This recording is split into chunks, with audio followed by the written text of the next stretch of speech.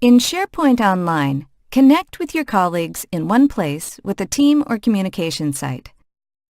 From your SharePoint Online homepage, select Create Site. There are two options to choose from. A team site lets your team collaborate on projects, see related news, and keep others on track with a shared calendar and managed tasks.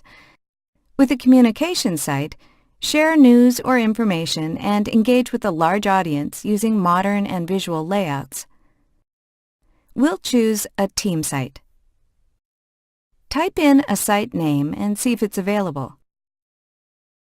When you create a team site in Office 365, a corresponding Office 365 group is also created.